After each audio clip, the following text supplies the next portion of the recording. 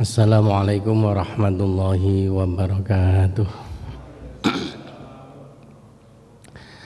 Bismillahirrahmanirrahim. Alhamdulillahirabbil alamin.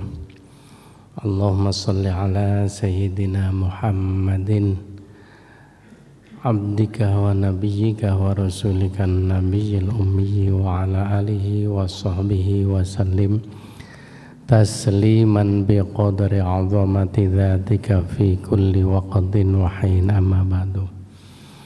Bapak Ibu, para jamaah rahimakumullah, syukur alhamdulillah pada malam ini kita bisa melanjutkan kajian kita setiap Jumat keempat dalam keadaan sehat walafiat. Mudah-mudahan semua rangkaian ibadah kita diterima oleh Allah Subhanahu wa taala.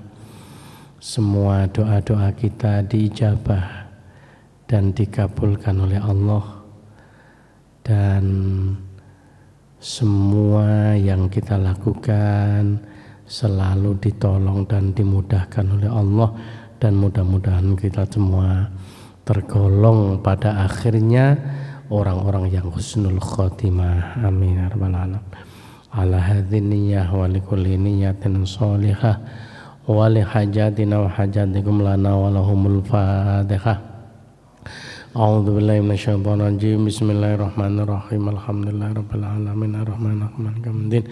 Iyyaka na'budu wa iyyaka nasta'in ihdinas siratal mustaqim siratal ladzina an'amta 'alaihim ghairil maghdubi 'alaihim waladdallin. Amin. Mari kita awali dengan bacaan sholawat bersama-sama. Sallallahu ala Muhammad, sallallahu alaihi wasallam,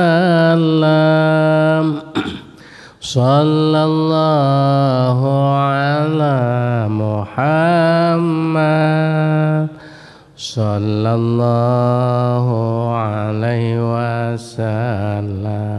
Bapak Ibu, kita lanjutkan mutiara hikmah yang disampaikan oleh Syekh Ibnu Athaillah As-Sakandari dalam kitabnya Al-Hikam.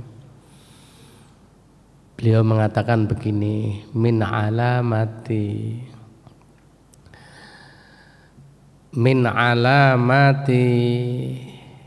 i'timadi 'alal amal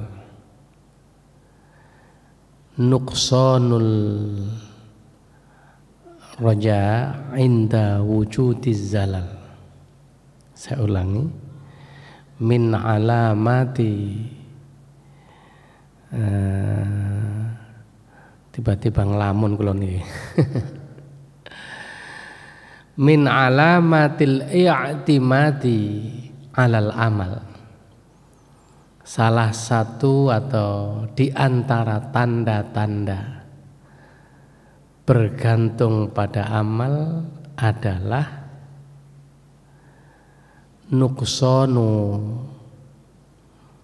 roja inda wujudiz zalal, berkurangnya harapan terhadap rahmat Allah ketika terjadinya kesalahan atau dosa atau hal-hal yang kurang mengenakan di dalam hidup kita. Saya ulangi, salah satu tanda bergantung pada amal adalah berkurangnya harapan terhadap rahmat Allah ketika terjadi kesalahan atau dosa ataupun hal-hal yang kurang mengenakan dalam hidup kita.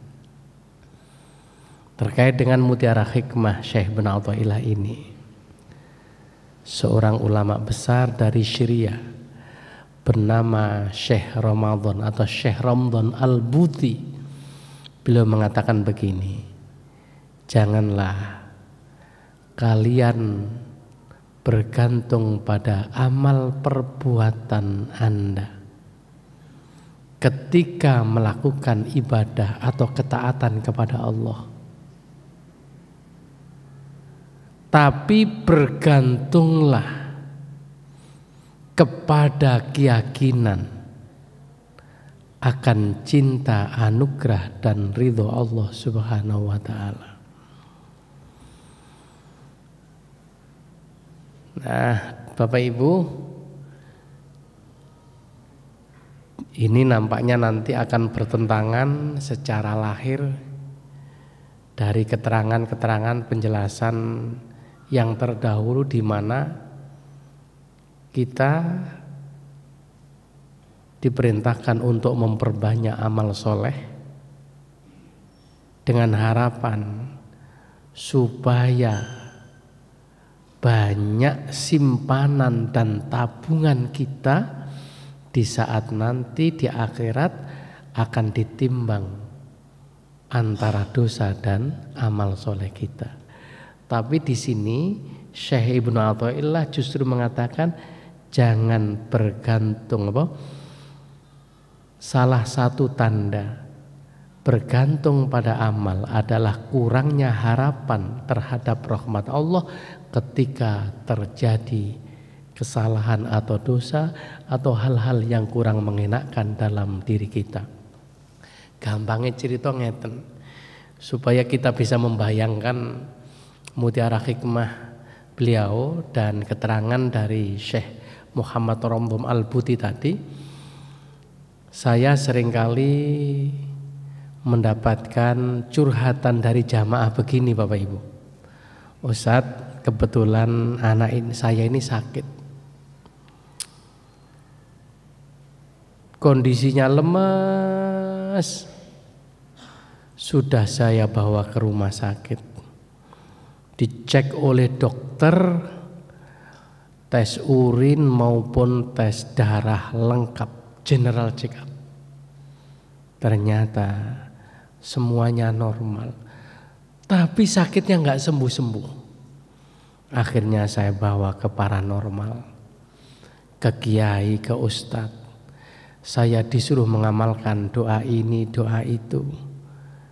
Dan saya setiap malam juga mengamalkan di saat tahajud kepada Allah. Kula nggih pun poso sunnah, termasuk Senin Kemis nggak pernah telat. Tapi kenapa anak saya masih sakit nggak sembuh-sembuh? Nah, akhirnya kula niki kali Gusti Allah dikai ngeten iki salah nopo lah kan ngoten. Akhirnya ujung-ujungnya nyalahno Gusti Allah. Dan kemudian harapan terhadap rahmat Allah ini berkurang. Yang semula ibadahnya tekun karena dengan harapan ada imbal balik yang diberikan oleh Allah terhadap aktivitas ibadah yang dilakukan, ternyata harapannya tidak terpenuhi, sehingga berkurangnya terhadap rahmat Allah ketika terjadi sebuah kesalahan atau sesuatu yang tidak mengenakan dalam hidup. Iki podo karo ngeten, Pak. Kepingin anake mlebu Winsa.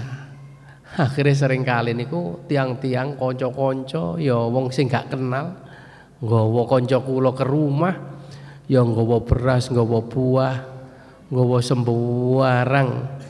Lah terus ngomong, ngapunten, ujung-ujunge silaturahim ku njaluk tolong titip anake supaya diterima Winsa. Lah secara lahir wong namanya titip, saya kan gak jadi panitia dan tidak men-setting kelulusan. Kula namung bisa titip ke dekan, ke panitia. Dilalah mboten lulus. Orangnya kan mesti mengatakan, percuma, aku wis kadung nggawa macam-macam. Nah, ini sama dengan itu Bapak Ibu. Padahal saya sudah berusaha, ternyata tidak membuahkan hasil. Nah, oleh karena itulah Syekh Imam Al-Buti, Ramdhan Al-Buti mengatakan, jangan bergantung pada amalmu, tapi bergantunglah pada keyakinan bahwa Allah adalah Maha memberi rezeki, Maha memberi anugerah, Maha mencukupi. Awakmu gak njaluk ae Gusti Allah wis ngerti isi hatimu kan gitu. Tapi gantunglah ketika engkau ibadah atas dasar cinta, anugerah dan ridho Allah Subhanahu wa taala. Dengan kata lain, amal solehmu tidak berpengaruh terhadap masuk surga atau tidak. Kula jenengan masuk surga bukan karena amal soleh kita, dan masuk neraka bukan disebabkan karena dosa kita. Itu semua adalah karena ridho dan murkanya Allah yang ditimpakan kepada kita. Oleh karena itulah, karena amal ini tidak berpengaruh terhadap masuk surga atau neraka, maka doa yang kita minta kepada Allah adalah Allahumma inna nas'aluka ridhoka wal jannah. Sing dijaluk ridho nih Gusti Allah. Wa na'udzubika min sakhatika wan nar. Dengan kata lain, bisa jadi meskipun amal soleh kita banyak, kemudian Allah murka kepada kita. Begitu pula sebaliknya, bisa jadi orang yang kelihatannya amalnya tidak banyak, ketok ega ahli ibadah, tapi dapat ridhonya Allah. Nah, makanya pernah saya menyampaikan satu kutipan dari Sayyid Ali Zainal Abidin bin Husain bin Ali radhiyallahu an atau karramallahu wajah. Beliau mengatakan, innallaha khabba'a thalathan fi thalathin. Sesungguhnya Allah itu merahasiakan 3 perkara yang ditempatkan, ditaruh di 3 perkara. Yang pertama, khabba'a ridha'u fi ibadihi. Allah menaruh ridhonya di setiap ibadah yang kita lakukan. Fala tahkiru minhu syai'an, maka jangan sekali-kali meremehkan sekecil apapun ibadah yang kalian lakukan. Siapa tahu ibadah yang kelihatannya sepele, remeh, tapi justru mendatangkan ridhonya Gusti Allah.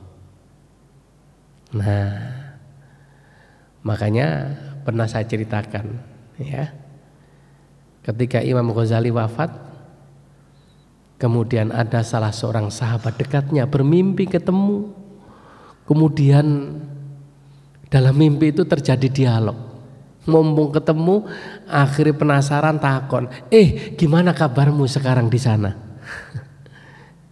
Imam Ghazali dawuh, alhamdulillah, Allah telah memberikan rahmat dan karunia yang besar kepadaku. Aku mendapatkan kemuliaan yang luar biasa di sisi Allah. Akhirnya penasaran sahabatnya ini, kira-kira amal apa yang menyebabkan kamu mendapatkan kemuliaan di sisi Allah yang luar biasa itu? Apa karena sholatmu, riyadhahmu, tirakatmu, ngarang kitabmu yang luar biasa banyak? Ada Bidayatul Hidayah, ada Minhajul Abidin, ada Ihya Ulumuddin dan seterusnya. Hampir semua kitabnya Al-Ghazali ini menjadi referensi di seluruh pondok pesantren dan lembaga pendidikan Islam, bukan hanya Indonesia tapi seluruh dunia. Dijawab oleh Allah, tidak semuanya. Loh, lantas karena apa? Iya, satu ketika saya sedang nulis. Saat itu saya ngantuk karena capek. Tiba-tiba ada seekor lalat yang hinggap di atas tintaku. Aku tahu bahwa lalat itu sedang haus dan menghisap tintaku. Akhirnya aku biarkan. Ketika dia sudah kenyang, akhirnya pergi dengan sendirinya. Lantas aku lanjutkan menulis kitab. Saking khawatirnya mengganggu lalat ini, sampai beliau terdiam. Ya, gara-gara karena saya membiarkan lalat yang menghisap, itulah mendapatkan ridho Allah, sehingga aku diampuni dan mendapatkan kedudukan yang terpuji di sisiku. Makanya mulai saat ini bene ono lalat nyemplung kene kopi sampean jarno Pak. Ojo dikurak. Nang kok sisane diombe ben muntah. Cuma kan ada hadisnya, kalau ada lalat yang masuk kepada minuman atau makan dulu, mencelupkan. Karena yang satu membawa penyakit, yang satu membawa obat, kata Nabi. Ya wis impas pisan, jadi sehat. Ojo dikuwak timbangane mubatir. Tapi ya mikir, ini pas waya ono pipis terus ini kan ya mikir. Loh subhanallah.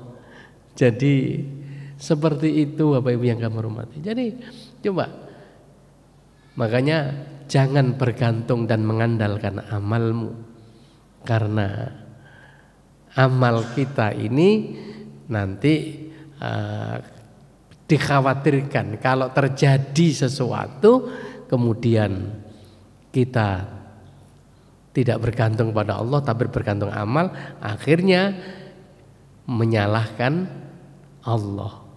Ya, wong wis sholat 5 waktu, ya wis poso, ya wis haji, umroh, sedekah, zakat ya dipenuhi, kok pancet ae sat ngeten. Nah sekarang pernahkah kita sekarang ya pernah punya hati seperti itu? Nah kalau kita punya hati seperti itu mengandalkan amal kita, lantas kemudian mengharapkan imbalan, itu kata Syekh Ibnu Athaillah yang kemudian dijelaskan oleh Imam Asy-Syakrawi bukan termasuk pecinta kepada Allah. Kita bukan termasuk muhib ilallah. Karena itu beliau mengatakan begini, ini saya ulang kembali yang pernah kita baca. Laisal muhibbul haqiqiyyul ladzi yarju min mahbubihi 'audhan. Pecinta itu, kalau pecinta yang hakiki, bukanlah orang yang mengharapkan imbalan dari yang dicintainya, ala amalin ya'maluhu, atas amal yang mereka kerjakan. Fala yaqsuduhu bi a'malihi sholihati jannah, dan bukan bermaksud untuk mendapatkan surga dari amal soleh yang dikerjakan itu. Wala najatan, dan tidak mengharapkan keselamatan dari amal soleh yang dilakukan itu minarin, dari neraka. Saya ulangi, kalau kita mengaku cinta sejati, maka kita tidak akan pernah mengharapkan sesuatu dari yang kita cintai. Bahkan kita tidak akan pernah mengharapkan surga dan tidak pernah takut dimasukkan ke dalam neraka melalui amal soleh yang kita lakukan. Au yatlubu minhu ghardon min agradid dunyawiyah wal ukhrawiyah, atau kita menuntut agar dipenuhi tujuan-tujuan kita yang bersifat duniawi dan ukhrawi. Ibadah tekun rina wengi gak leren-leren taqarrub ila Allah, siang dihabiskan puasa, malam mendres Quran tahajud dengan harapan supaya terpilih jadi bupati DPR. Nah, itu bukan pecinta kalau begitu. Berarti masih ada harapan pamrih atas tujuan-tujuan yang bersifat duniawi maupun dunia ukhrawi. Ukhrawi pun itu dianggap tidak cinta. Fa innal muhibbal haqiqiyya man yabdulu laka au yu'tika. Karena sesungguhnya para pecinta sejati itu adalah orang yang memberikan sesuatu padamu, orang yang telah menyuguhkan sesuatu kepadamu. Laisal muhibbul haqiqiyyu man tubdhala lahu. Tidak sebaliknya, orang yang mengaku cinta sejati adalah diberi sesuatu oleh yang dicintainya. Nah, al-qalbu fala yasiru 'indal muhibbu iltifatun li ghairi mahbubi. Karena itulah orang yang cinta sejati itu hatinya tidak akan pernah berpaling selain dari yang dicintainya. Faman abadahu ta'ala li jannatihi falaysa muhibban. Barang siapa yang beribadah kepada Allah semata-mata mengharapkan surganya, maka dia bukan pecinta lahu kepada Allah, balil jannah, tapi dia orang yang mencintai surga, bukan mencintai Allah. Nah, jadi Bapak Ibu yang kami hormati, sekali lagi Syekh Romdon Al-Buti kemudian menegaskan, janganlah kalian mengandalkan atau berpegang atau yaitu berpegang kepada amal ibadah kita dalam melakukan ketaatan kepada Allah, tapi berpeganglah pada keyakinan, karena kita melakukan ibadah itu semata-mata atas dasar cinta dan anugerah yang demikian besar yang diberikan oleh Allah kepada kita, dan juga karena ridhonya Allah. Makanya ini mau saya sampaikan terkait dengan perjalanan spiritual Syekh Dhunnun Al-Misri. Jadi Bapak Ibu yang kami hormati, pernah suatu ketika Syekh Dhunnun Al-Misri ini melakukan satu perjalanan. Nah, di suatu pegunungan, itu diceritakan negaranya Antokia. Saya juga nggak tahu Antokia itu di mana. Tiba-tiba ketemu dengan seorang wanita. Wanita ini pakaiannya dari wol. Wol itu simbol orang miskin, lusuh, sehingga tampak seperti orang gila. Nah, karena tidak ada orang kecuali hanya dia, kemudian Syekh Dhunnun Al-Misri mengucapkan salam. Ternyata salamnya dijawab, Waalaikumsalam. Ketika selesai mengucapkan salam, ternyata wanita ini mengatakan, bukankah kamu adalah Syekh Dhunnun Al-Misri yang terkenal hebat itu? Kaget dia. Bagaimana engkau tahu bahwa aku adalah Dhunnun Al-Misri? Dia menjawab, iya, aku tahu karena Allah telah membukakan tirai, membukakan tabir yang menutup antara diriku dan hatimu, sehingga aku mengenalmu melalui jalinan cinta yang aku berikan kepada Allah Subhanahu wa ta'ala. Jadi Allah telah membukakan tirai yang telah menutup diriku dan hatimu, dan aku mengenalmu melalui jalanan cinta yang telah aku jalin kepada Allah. Jadi ternyata bukan orang gila ini, Pak. Ini subhanallah, walinya Gusti Allah. Syekh Dhunnun Al-Misri kagetnya luar biasa karena begitu mengucapkan salam langsung disapa, bukankah engkau adalah Dhunnun Al-Misri? Nah, setelah itu wanita ini mengatakan, mumpung aku ketemu kamu, aku ingin bertanya satu hal. Ya, silakan. Apa itu?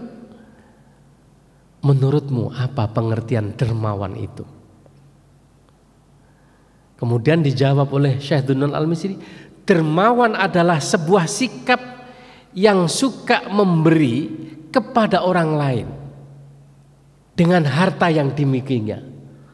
Dijawab oleh wanita ini, itu dermawan yang bersifat duniawi.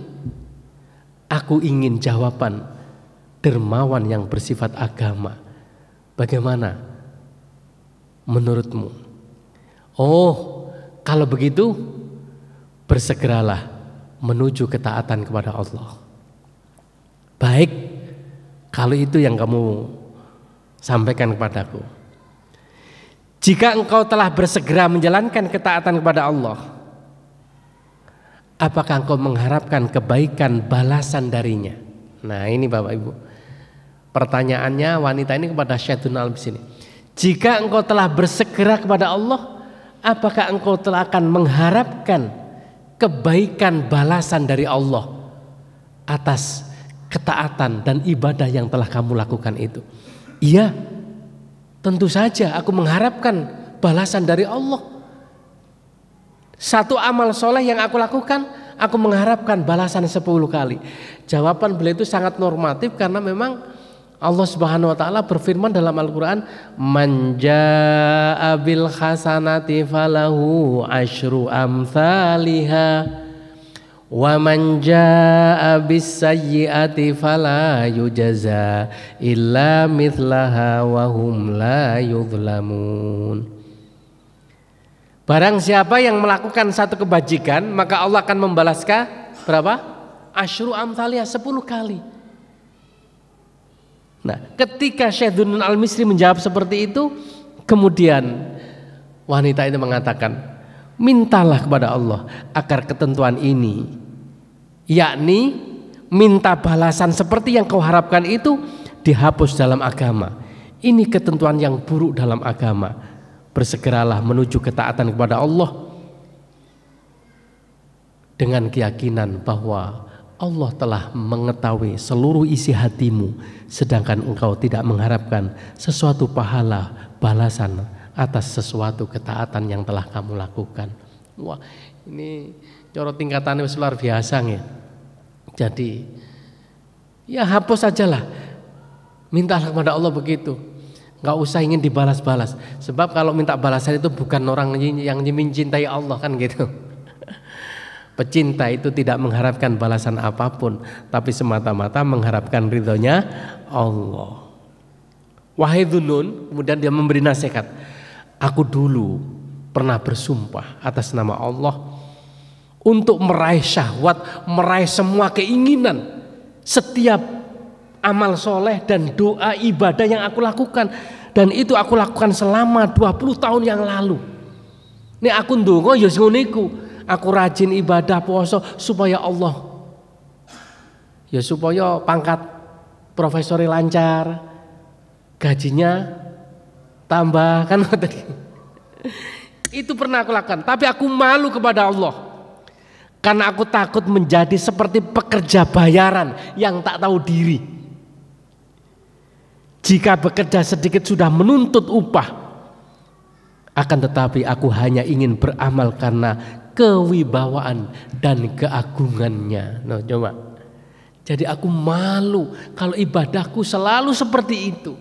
Ibarat seorang bekerja yang selalu menuntut bayaran. Kerjanya akeh istirahatnya tapi menuntut gaji yang besar. Karena itu aku sekarang ibadah kepada Allah bukan mengharapkan balasan, tapi karena keagungan dan kewibawaannya, karena kebesaran Allah. Ya walaupun agak ndonga, Allah pun sudah mengetahui isi hatiku. Kira-kira ngoten lah Pak. Nah sekarang karek kula jenengan, ya napa ngoten.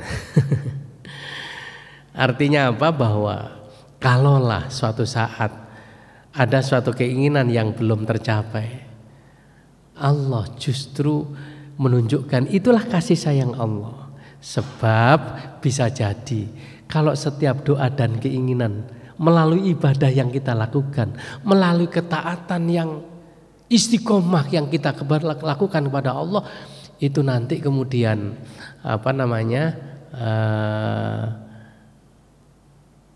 kita merasa bahwa telah melakukan semuanya, sehingga kalau tidak diberi oleh Allah kita kemudian menyalahkan Allah. Ya, kita tetap husnudzan bahwa apapun yang terjadi pada diri kita pasti Allah memberikan yang terbaik. Nah, itulah Bapak Ibu yang kami hormati. Nah, sehingga keterangan selanjutnya, manusia beribadah kepada Allah selalu mengharapkan imbalan. Bahkan tak jarang beribadah atau mendekatkan diri kepada Allah saat ada butuhnya saja. Nah, tapi ini wis tercapai semua, akhirnya tidak rajin ibadah lagi. Nah, itu kan seperti yang pernah saya sampaikan ke jenengan itu. Ketika istri saya sakit, mergo gak iso turu, malam jam 2 sampai subuh salat iku betah. Sampai kula ngeten. Ya Allah, mudah-mudahan ini nanti bisa berlanjut meskipun istri saya sudah sembuh. Tapi bareng wis mari gak maneh Ustaz. Jadi gini ono butuh tok sregep. Ya Allah, ternyata menjadi pecinta itu tidak mudah Bapak Ibu yang kami hormati. Makanya kemarin pesannya Syekh Ibnu Athaillah kan begini. La tadruki dzikra ma'a wujudi la tadruki dzikra min ghairi tiba-tiba lupa. Janganlah engkau berhenti berzikir kepada Allah meskipun hatimu dalam keadaan lalai. Li'anna ghaflataka an wujudi dzikrihi asyaddu min ghaflatika fi wujudi dzikrihi. Karena kelalaianmu tanpa berzikir atau ibadah kepada Allah itu dampaknya jauh lebih buruk daripada kelalaianmu tapi masih mau berzikir kepada Allah. Walaupun gak khusyuk, gak konsentrasi, walaupun masih tidak ikhlas, lakukan saja. Siapa tahu nanti Allah yang kemudian mengangkat dari zikir yang tidak yang masih belum bisa khusyuk, yang masih dalam keadaan lalai, menuju zikir yang penuh kesadaran. Dari zikir yang penuh kesadaran menjadi zikir yang bisa seakan-akan hadir di hadapan Allah.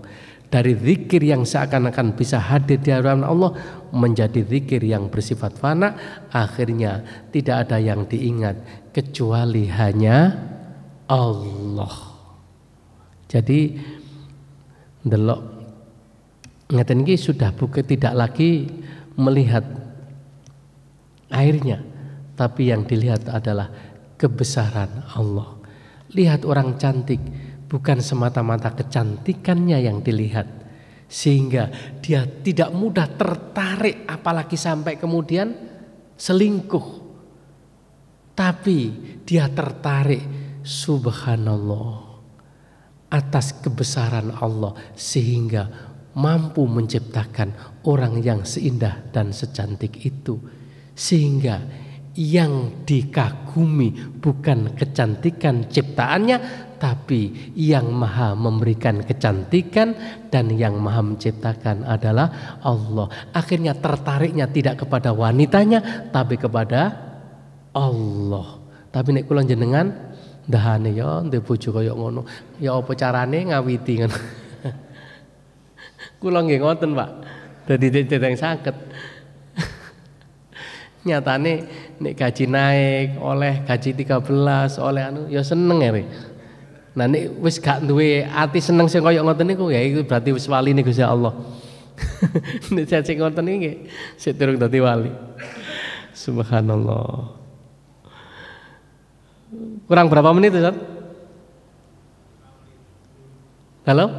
Oke, saya lanjutkan. Oleh karena itulah ini tadi bahasannya Syekh Dunun Al-Misri, hendaknya manusia menjauhi sikap bergantung pada amal yang kita lakukan seperti sedekah, puasa dan lain sebagainya. Hendaklah sedikit demi sedikit kita menggantungkan keyakinan hanya kepada cinta, anugerah dan ridha Allah. Sebab amalan yang kita lakukan belum tentu menjamin kita terlepas dari siksa neraka. Hal ini sebagaimana sabda Rasulullah sallallahu alaihi wasallam dalam kitab Sahih Bukhari Muslim. Nah, berarti hadisnya sangat sahih. Dari seorang sahabat namanya Abu Hurairah radhiyallahu an, beliau mengatakan sami'tu Rasulullah sallallahu alaihi wasallam. Aku pernah mendengar, kata sahabat Abu Hurairah, Rasulullah yaqul, bersabda, la yudkhila ahadan amaluhu al jannah. Amal seseorang tidak akan bisa memasukkan surga. Qalu wala anta ya Rasulullah. Ketika itu Rasulullah bilang, tidaklah amal seseorang yang bisa memasukkan ke dalam surga. Wala anta ya Rasulullah, tidak juga engkau ya Rasulullah. Apakah panjenengan juga demikian? Masuk surga bukan karena amal? Iya. Wala ana, tidak juga aku. Illa ayyataghammadani Allahu bifadlin wa rahmati. Itu semua karena fadl, karunia dan rahmat Allah yang diberikan kepadaku.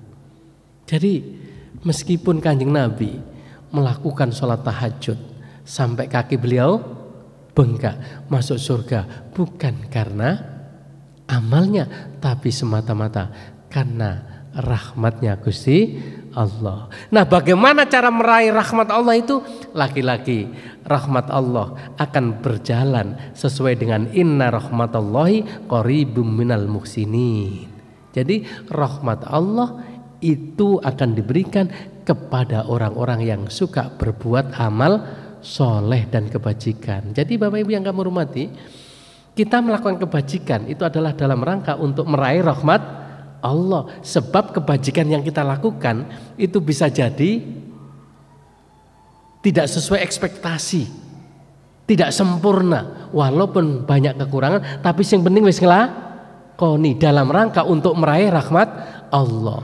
Ya misalnya anak tukang, kayak tukang kulon ini Pak, kebetulan kan nempel keramik ten tembok. Kebetulan saya yang beli 60 cm kan berat niku nggih.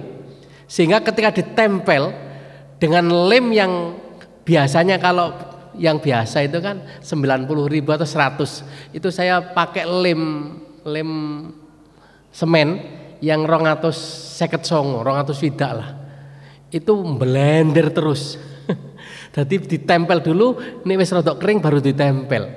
Nah, kula nggih ngati iki kete esuk mek sedina, sakmune gak tutuk-tutuk nenten nggih. Nah, jadi akhirnya kita kan nengati kan, tapi kan tahu kesulitannya. Sing penting sudah, walaupun gak sempurna, tapi saya tahu bahwa gak akan saya marahi. Walaupun sehari oleh mek sak menit tok, niku tetap tak bayar penuh kan ngoten. Lah, Allah pun juga begitu. Walaupun kula jenengan nglakoni itu kira-kira enggak salatnya enggak khusyuk, enggak apa-apa. Yang penting kita sudah berbuat baik. Maka insya Allah kita semua akan mendapatkan rahmatnya Allah. Bukankah Allah itu sudah maha syakur, maha berterima kasih, saking syukurnya banyak kekurangan tetap diterima karo Gusti Allah. Kira-kira ngoten lah. Nah, jadi kemudian bagaimana dengan firman Allah yang banyak di dalam Al-Qur'an, man amila sholihan fali nafsihi wa man asa'a fa 'alaiha wa ma rabbuka bidzalamil 'abid. Barang siapa yang beramal soleh nanti akan dibalas untuk orang yang melakukannya, dan barang siapa yang melakukan kejelekan akan dibalas sesuai dengan kejelekannya, dan Allah tidak menyia-nyiakan sedikit pun apa yang telah dia lakukan. Dan kemudian di dalam surat Al-Waqiah disebutkan ka'amtsalil lu'lu'il maknun jazaa'am bima kanu ya'malun.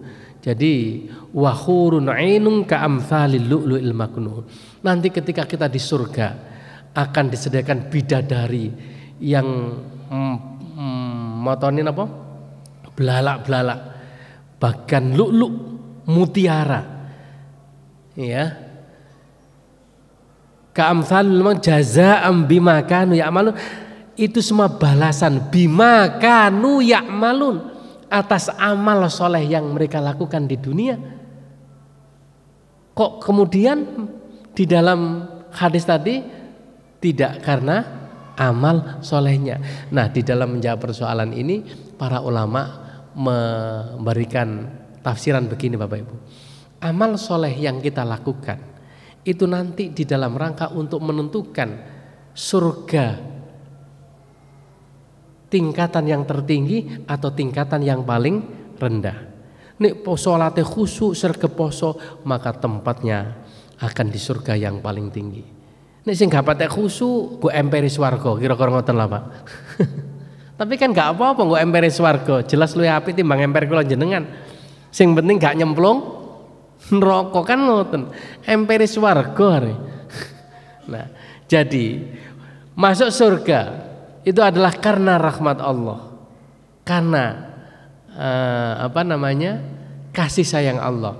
Adapun amal soleh yang kita lakukan ini adalah dalam rangka menentukan di tingkat surga yang mana yang akan kita tempati di sana. Ngoten itu jawabannya. Kurang berapa menit? 1 menit? Oh, nggih pun lah ngono.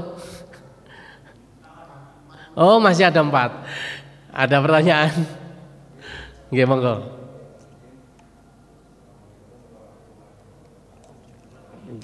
Assalamualaikum warahmatullahi wabarakatuh.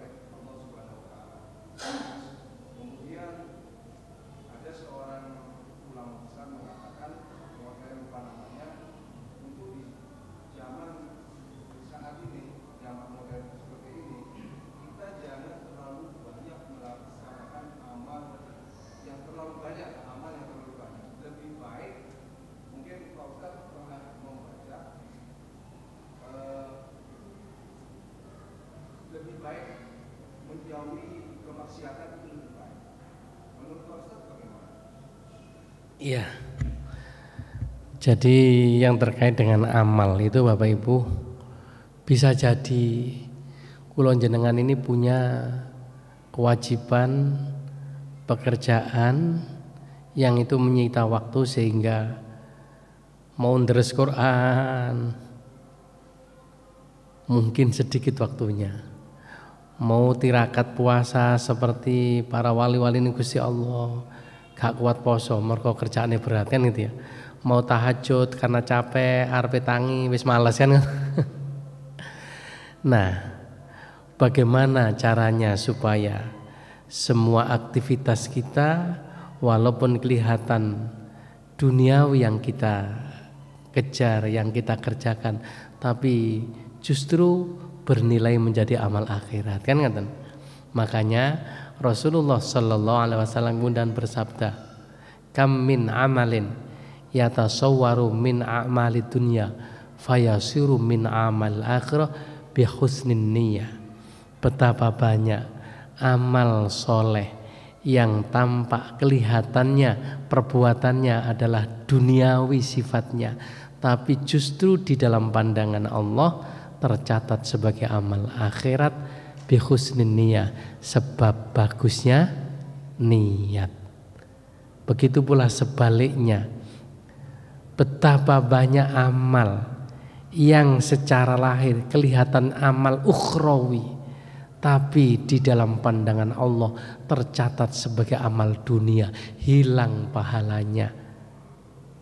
Bisu'in niyyah, sebab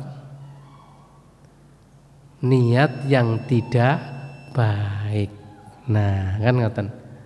Nah, karena itulah untuk menjembatani supaya kita tidak terfokus bahwa yang disebut amal ibadah itu yang bersifat sholat, zakat, puasa, haji saja, maka kita mencoba untuk mengkomunikasikan dengan amal-amal dunia yang lain, bagaimana supaya bisa menjadi amal akhirat selalu diniati menjadi niat ibadah.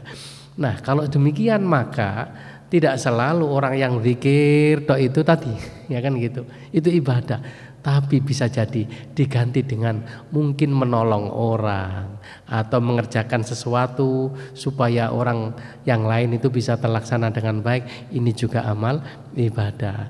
Nah, dengan tadi kalau melakukan meninggalkan maksiat itu memang wajib, pasti harus lah. Ya, jadi taruhlah kita menjadi orang yang baik dengan tidak melakukan sebuah kemaksiatan. Ini sudah menjadi kewajiban kita. Jangan menjadi pilihan, ya. Karena kalau pilihan, masih aku gak nderes Quran, gak poso Senin Kamis, yang penting aku gak ngelakoni dosa kan. Nah, akhirnya malas ibadah. Nah, ya. Sebab orang tidak melakukan kemaksiatan pun itu ya dengan duduk nganggur. Itu dicela oleh Rasulullah. Makanya orang mukmin adalah tarkuhu ma la ya'ni, orang yang meninggalkan sesuatu perbuatan yang kurang bermanfaat bagi dirinya atau juga pada orang lain. Nah, sehingga di dalam hadis Rasulullah menyatakan khairun nas anfa'uhum linnas. Kalaulah bisa melakukan sesuatu kebaikan untuk orang lain, ya meskipun secara lahir itu sifatnya duniawi, maka itu menjadi khairun nas, sebaik-baik manusia yang melakukan perbuatan yang bermanfaat untuk orang lain. Jadi dalam pandangan kita ibadah itu tidak selalu di masjid, ibadah itu tidak selalu menggelar sajadah, tapi seluruh rangkaian hidup yang bermanfaat pada orang lain itu adalah bagian dari ibadah. Sehingga tidak lagi kemudian mengatakan sing penting meninggalkan dosa walaupun ibadahnya. Nah, karena semua yang kita lakukan termasuk meninggalkan maksiat dan dosa itu juga bagian dari ibadah. Ngoten. Jadi ini iso ya wis kabeh lah Pak ngoten. Termasuk ngaji seperti ini kan dalam rangka menjaga hati. Kula niki sakniki kepingin belajar sabar. Itu sing belum bisa. Nek ana apa-apa antri niku kadang-kadang kepingin dhisik kan. Merasa jadi ustad, wong-wong iki mosok gak kenal aku rek aku. Sehingga kadang-kadang orang itu nyumbangkan, oh nggih Ustaz monggo ngoten. Lho kula nggih purun mawon dimikan penol dhisik. Itu kan namanya kurang ajar. Itu enggak sabar. Sebenarnya naluri semua orang itu kan sama. Kepingin cepet kan ngoten nggih. Jangan kemudian. Nah ini kadang-kadang nyonya itu ojo sok wo kan iya. Ternyata Masya Allah latihan sabar itu merasa itu tadi lho Pak. Itu wis godane setan itu sudah. Merasa baik itu juga sudah luar biasa. Makanya Rasulullah kemudian mencela, wallahi la yadkhulul jannah man fi qalbi mithqali dzarratin min kibarin. Kalau ada kesombongan sebesar dzarrah, Masya Allah, nggak tampak dalam hati, tidak akan pernah masuk surga. Wah, gak bahaya tah. Oleh karena itu ngaji seperti ini dia diniati watawasau bil haqqi watawasau bis sabr, saling mengingatkan. Mungkin sekarang belum bisa melakukan, tapi sedikit demi sedikit mudah-mudahan Allah mengangkat kita menjadi orang yang baik kan gitu. Sebab tanpa pertolongan Allah kita tidak mungkin. Ya seperti tadilah, berzikirlah meskipun tidak bisa khusyuk. Siapa tahu suatu saat Allah akan mengangkat menjadi zikir yang bersifat khusyuk kan. Assalamualaikum warahmatullahi wabarakatuh.